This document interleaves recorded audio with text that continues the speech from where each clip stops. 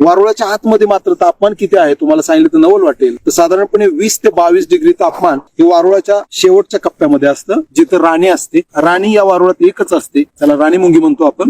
खास करून हे तापमान नियंत्रित करण्यासाठी पहाटेची हवा या वारुळामध्ये भरली जाते आणि दिवसभर ती हवा जशी तापेल थोडी थोडी तशी या चेंबर मधून वर येते. नमस्कार मित्रांनो, आज आपण वारुळाविषयी जाणून घेऊया. खरं तर वारुळ साप समीकरण लहानपणापासून माहिती आहे आपल्याला. आयत्या बिळात नागोबा, मात्र कुठलाही साप वारुळ बांधू शकत नाही. ह्या फक्त मुंग्या आणि वाळवीच बांधू शकतात. कीटकांच्या जगात मुंग्या आणि वाळवी फक्त हे वारुळ बांधू शकतात. वारुळ हे बांधताना जमिनीची खालची मातीच घेतली जात, कुणी माती आणली जात नाही. वारुळाची उंची 5 फूट तर जमिनीत 5 फूट खोल असते, लक्षात ठेवा. हे वारुळ बांधत असताना प्रत्येक मुंगी आपल्या तोंडात फॉर्मिक ऍसिड असतं, त्याचा वापर करत करत हे सगळं वारुळ पूर्ण होत होत होत हे वाढत राहतं. पण आपण असा विचार करा की आपण घरी बसलोय, फॅन लावला, आपल्याला उकाडा आपण कमी करू शकतो. इथं मात्र 46 डिग्री तापमान आहे. वारुळाच्या आतमध्ये मात्र तापमान किती आहे तुम्हाला सांगितलं तर नवल वाटेल. तर साधारणपणे 20 ते 22 डिग्री तापमान हे वारुळाच्या शेवटच्या कप्प्यामध्ये असतं, जिथं राणी असते. राणी या वारुळात एकच असते, त्याला राणी मुंगी म्हणतो आपण.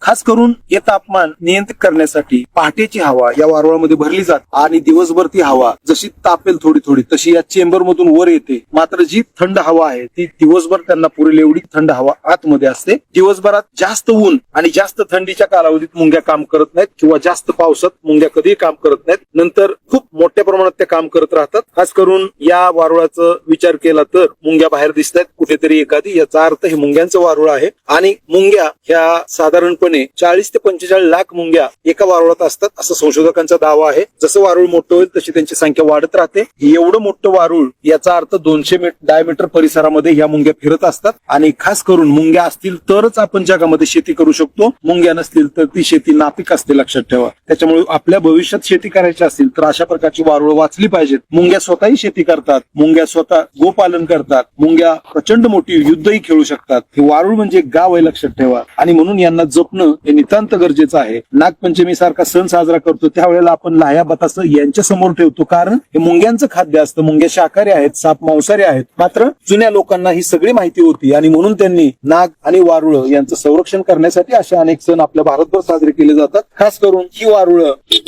भारतात मोठ्या प्रमाणात पाहायला मिळतात आणि अशी वारुळ वाचवणं काळाची गरज आहे. वाळवी जिवंत झाडाला कधीही त्रास देत नाही. जंगलामध्ये एखादं झाड आजारी पडल्यानंतरच ती वाळवी लागते. जंगलाचे डॉक्टर म्हणून मुंगी आणि वाळवी अत्यंत प्रसिद्ध डॉक्टर कोण असतील तर मुंगी आणि वाळवी आहेत जंगलाचे. त्याच्यामुळे आपल्याला हे सगळं वाचवायचंय, जैविकता वाचवायची. एवढ्या उन्हात सुद्धा कोण आहे त्याचा विचार करा. केवढं मोठं मॅनेजमेंट इथं आहे. अमेरिकन अनेक संशोधक याच्यावरती काम करतात, भारतातले संशोधक काम करतायत. मात्र काळानुसार आता आपल्याही नवीन पिढीला मुंग्यांपासून ते हत्तींपर्यंत सगळ्या बाबतीत संशोधन नव्याने सुरू करणं नितांत गरजेचं आहे. यांच्याविषयी आदर प्रेम आपल्या मनामध्ये असला पाहिजे. संशोधन म्हणजे फक्त शोध कार्य नव्हे तर ते वाचवणं सुद्धा नितांत गरजेचं आहे. मुंग्यांची, वाळवींची वारुळ काळानुसार वाचली पाहिजेत तरच आपण वाचणार आहोत आणि म्हणून ही वारुळ वाचवायची. थँक्यू. जगभरात सर्वात महत्वाचं म्हणजे प्रति चौरस किलोमीटर मुंग्या साधारणपणे 50 टन खत निर्मिती करतात. त्यामुळेच आपण आज जैविक शेतीकडे वळणार आहोत. अन्यथा मुंग्यांनी जर खत निर्मिती केली नाही तर आपण कधीही जगामध्ये जैविक शेती करू शकत नाही. आणि म्हणून अशा वेगवेगळ्या वारुळांना वाचवा. एक वारुळ वाचवायचं म्हणजे कित्येक लाख मुंग्यांना वाचवणं आहे. हे बारकाईने आपण अभ्यासलं पाहिजे, प्रत्येकाने लक्षात घेतलं पाहिजे. ती काळाची गरज आहे. धन्यवाद.